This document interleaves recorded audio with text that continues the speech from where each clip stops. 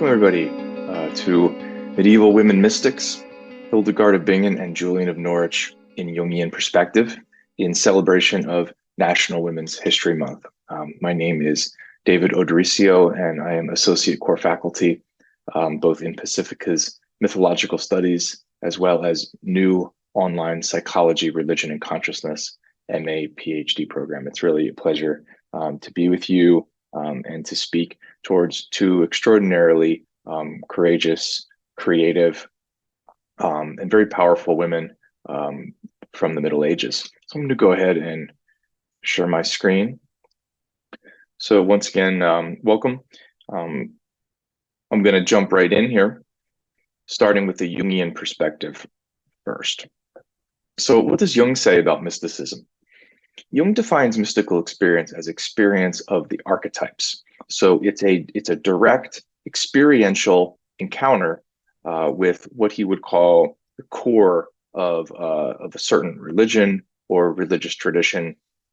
In this sense, direct mystical experience. So for a medieval Christian mystic, it would be a direct experiential encounter with the archetype of the self, which in the Christian tradition would be considered Christ, but also a direct experience or apprehension of the presence of God.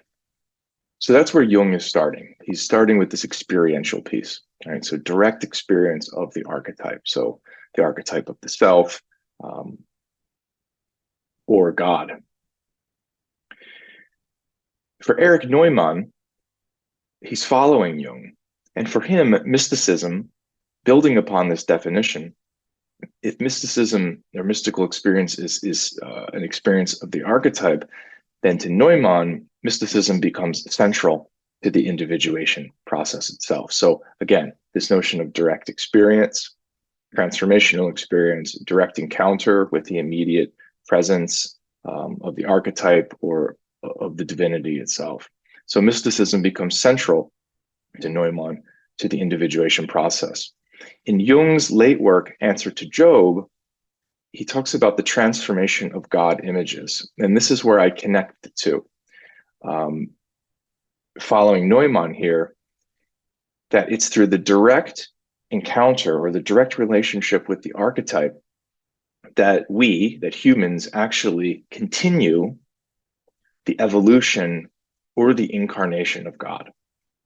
Now, that's a weighty statement. And there's a long history behind Jung, going back through the German mystics, that I think supports this thread. But it's in Jung's Answer to Job that he really outlines how when the human encounter with the archetype, the human encounter with the deity, in this instance, Job's encounter with Yahweh, that it's through wrestling and really struggling with the archetype of the self. Wrestling with divinity, that humans actually transform not only themselves, but have the potential to transform the deity or to transform these God images themselves. And that's where I think mystics come into this conversation, lived human embodied mystics, because, for example, with Hildegard of Bingen, Julian of Norwich, it's through their direct spiritual, visionary, mystical encounters, whether it's with Hildegard and her experience of the living light, or Julian of Norwich and her visions of Christ. It's through these direct experiential encounters that they actually, from my perspective, transform and continue the evolution of our images of God. And the fact that they are both women, I think, gives them a certain perspective and transforms these God images in a novel and creative way that male mystics simply, perhaps would not be able or capable of doing. And that's what we're going to look at today. So with both of these female mystics, we see an emphasis on the recovery of matter, an emphasis on matter and materiality and of spirit, the very incarnational vision of matter, the recovery of the maternal dimension of God, the recovery of the body, as well as the redemption of evil. particularly with Julian of Norwich. So let's take a look now at each of these and see how each of these medieval mystics participates in the transformation of these god images. So we'll start with Hildegard of Bingen, who was called in her time Sibyl of the Rhine. And for those who are interested in diving deeper, I'm following here a chapter from a book by a Jesuit scholar named William Harmless, and the book is simply called Mystics, and he has an excellent chapter on Hildegard of Bingen if you want to dive deeper. So Hildegard of Bingen, according to Harmless, quoting him, one of the most remarkable women of the Middle Ages. She was an abbess, a visionary, a musician, a composer, a dramatist and poet, an herbalist, a reformer, and also a preacher and a theologian. Now, I have these two terms asterisked here because she was the first in this sense. She was the first woman preacher and the first female theologian who received canonical approval, so approval from the church to preach, as well as to write and to act in the capacity of a theologian, which is rather extraordinary, of course, for her time. Hildegard was the 10th child of her family. She was offered at the age of 8. That's probably sounds strange to us today, but this was a somewhat common practice for large families to offer the youngest to a monastery. So she was offered at age 8 to sort of apprentice with an anchoress. An anchoress is a female hermit named Jutta, who taught Hildegard Latin. And then eventually Hildegard goes on to become the abbess of the Benedictine monastery at Disseboden. And then she later founds her own monastery at Eibingen. In both of these instances, the women who were joining or coming to these monasteries were what would have been considered noble women. So they were part of an educated and artistic, definitely upper class. So the sense that we get of her monasteries is that they were filled with creative, educated, learned women who came from families of means. So they had dowries, they had the ability to do the sorts of creative work that they did. And Hildegard certainly had a very creative legacy that she left behind. In 1141, at age 42 and 7 months, Hildegard's very specific, she says that heaven was opened and a fiery light of exceeding brilliance came and permeated my whole brain and inflamed my whole heart. So this is the beginning of her first visionary experiences, sort of revelatory downloads, if you will. And she describes this experience using a variety of key terms. One is the shadow of the living light versus the living light. This is how she defined the experience that she had of this fiery light of exceeding brilliance that permeated her whole brain. The shadow of the living light, which were sort of minor visions, versus the living light itself, which was when she would have almost these kind of ecstatic visionary opening experiences. She also had this wonderful term called viriditas, a greening. This is very much an early, almost kind of eco-psychology, which describes as the vigor, the vibrancy, or the health, the growing power or life force in nature itself, the greening power of the Holy Spirit in the incarnation. So this notion of matter and materiality being infused, being infilled with the vigor and the vibrancy and the power of the Holy Spirit. I mentioned that she was a composer. She created over a period of 10 years, a symphony. She described music as enabling us to get beyond the music of this present exile, so the suffering of our human existence, and to recall to mind that divine melody of praise which Adam, in company with the angels, enjoyed in God before his fall. Music making echoes the incarnation. So for Hildegard, music is that which actually restores us to this sort of original relationship with the deity or with God. So Adam walking in the garden before the original sin, so to speak. So it restores this original relationship. So she gives music very music is very central to her visionary experience in her life and her thought. Hildegard also created her own language called lingua ignota, an unknown language, which she created a glossary for corresponding terms in Latin. So this is a remarkable woman, absolutely remarkable, very creative, what we might consider today a polymath in the sense of just her interests in all of these different topics and areas and expertise.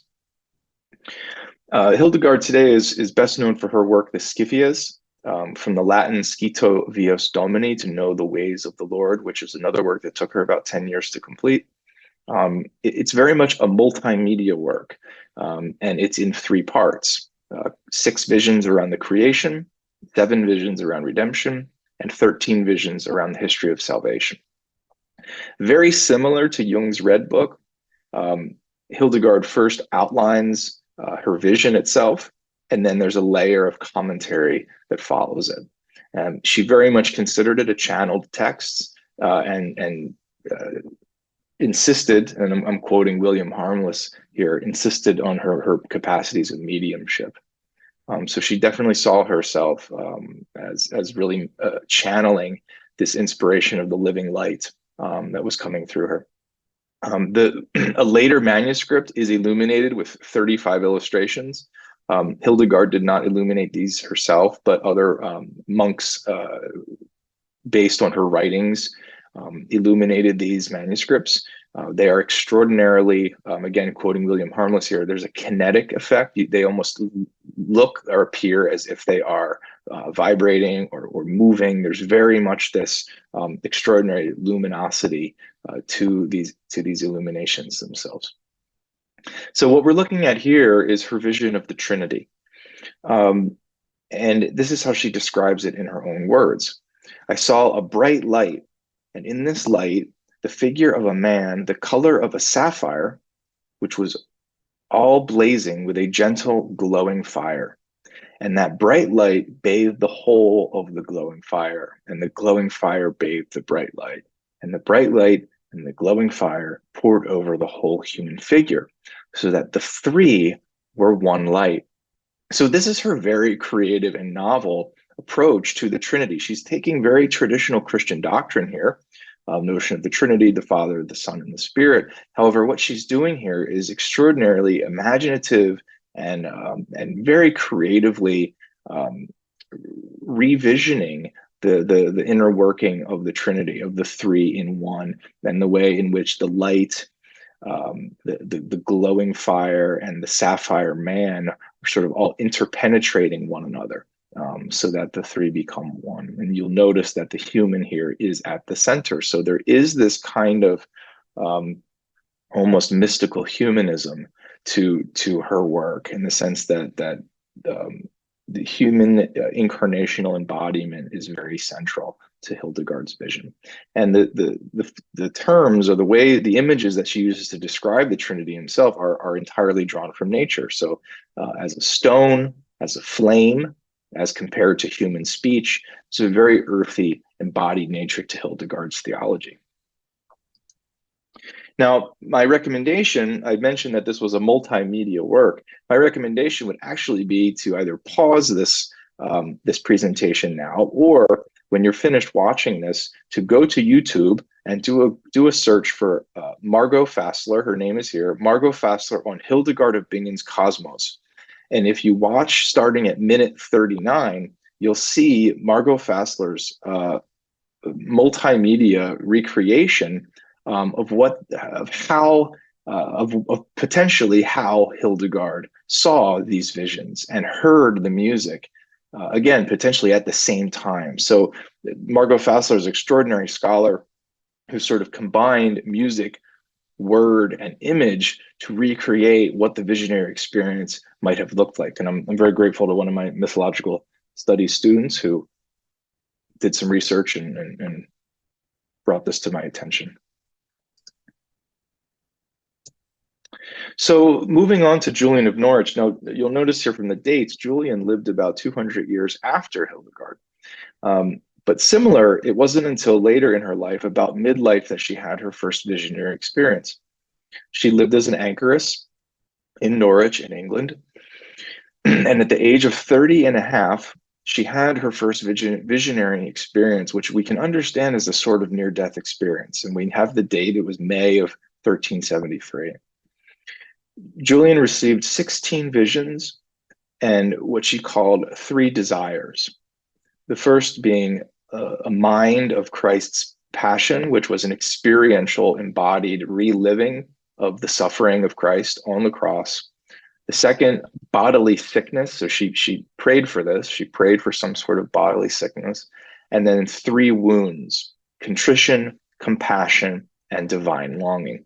So this is sort of her mysticism of reenacting or reliving the suffering of Christ, which was certainly a very strong theme in medieval Christian mysticism and medieval Christian piety. But for Julian, it takes on this extraordinarily personal, immediate, direct significance that she is actually reliving it herself. Now, why? We can, some of the context here, the wider cultural context was, this was the era just around the Black Death or the Black Plague, where significant portions, some scholars have said as much as 30 to 50% of Europe died during the Black Plague. So there is this sort of cultural mourning. There's this sort of cultural trauma that European society had experienced, and I'm certainly not reducing Julian's experience to this sort of psycho-spiritual type of trauma, but I do think that the context is important, because I think that individuals can carry the suffering of the wider collective and attempt to work through it in their own ways. And especially if we stay with this definition of mysticism as encounter with the archetype, it's almost as if Julian is doing her own cultural mourning or archetypal grief work through her own psychosomatic spiritual visionary experience. So Julian composed two texts based on these visions. The first one is known as the short text, the other is the long text. The short text is more immediate. It's more of the sort of the meat of the revelations themselves, and then the long text incorporates additional theological reflection. Some of the themes from her showings include the infinite compassion of God, Jesus as mother, and perhaps most radically, the necessity of sin. So she has a very interesting theology, revision theology of sin. As I just mentioned, one of the ways to interpret her visionary experience as sort of this near-death experience is an enactment of a private public grief ritual. Because and part of what is supporting my thinking here is because her visions of Christ are absolutely gruesome. I mean, they're extremely visual and very bloody and very physical. She describes it with very intense and specific detail around visualizing the wounds of Christ. So we can see Julian as almost as a wounded healer, because healing is ultimately one of the fundamental messages of her theology. In chapter 4, she has an extraordinary vision of the world as a hazelnut. You can see in this icon here, she has a hazelnut in the palm of her hand, but she sees it as the vision of the world as it is in God's hands, that God made it, God loves it, and God keeps it. So there's this extraordinary vulnerability and humility around the human experience, but also around the planet itself and our experience on this planet. That is something that's very, very fragile, very tiny, very small, but kept and loved and made in the hands of God. Chapter 13 is when we see her revised theology of sin. And this is where she famously states that sin is behovely.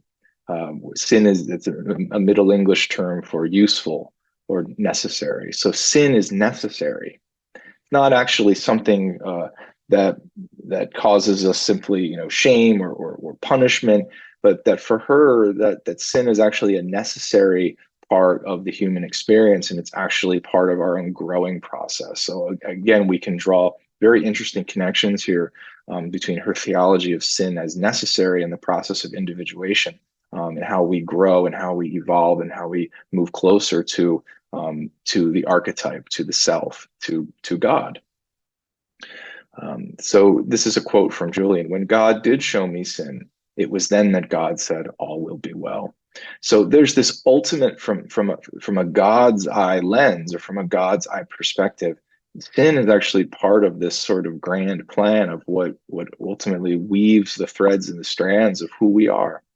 And so rather than it being again, like something to be self-blaming or punishing towards, Julian's experience is that when God does show her the reality of sin, God says to her, "All will be well." There's an acceptance. There's this unconditional love around her humanness, around her humanity. And then in chapter 15, this extraordinary refrain that just repeats itself and resounds throughout parts of the text. "I will make all things well. I shall make all things well. I may make all things well. And I can make all things well. And you will see that yourself, that all things will be well." And this is, of course, the voice of the deity. This is the voice of God, as revealed to Julian through these visions of absolutely immense, profound suffering that she takes upon herself to have this restorative and healing experience of being held in the hands of God. So I want to close here with a quote from the 20th century psychoanalyst Luce Irigaray, from her essay Divine Women, where she says that a female God is still to come. And we could probably revision this to today, saying a goddess is still to come, in the sense that the majority of our God images, if not exclusively over the past 2 millennia or more, have been very phallocentric or male-centric. And what Irigaray is saying is that a female goddess is still to come, but I think there's been extraordinary leaps and developments and evolutions of this God image, really over the past 40, 50 years, as we've seen such a revitalization and celebration of female God images. So Hildegard and Julian are just two representatives that have been a part of shifting this conversation, whether it's looking at Jesus as a mother in the case of Julian, or the extraordinary recovery, for example, of Mary Magdalene, and interests in Mary Magdalene over the last several decades. But I do think that there is an evolutionary aspect that's at work here, that has been around, as we would say from a Jungian perspective, the recovery of the feminine. And I believe, and I hope, and I feel very strongly that will continue for many, many years to come. So thank you so much. I'm going to close here. Here's a visual works cited section. Here's some of the text that I've mentioned here. Here's two English translations, one of Hildegard of Bingen's Scivias and another of Julian of Norwich's Showings. And here's some other works that I think are very helpful for some further context or understanding of these two extraordinary female figures. So thank you so much for being here and celebrating all the extraordinary accomplishments of women, both in our lives personally, but also in the history of Christian mysticism, and all of the female scholars that have done so much extraordinary work to put these women back on the map and give them their rightful place in the history of this extraordinary and rich tradition. So thank you so much again. Happy National Women's History Month.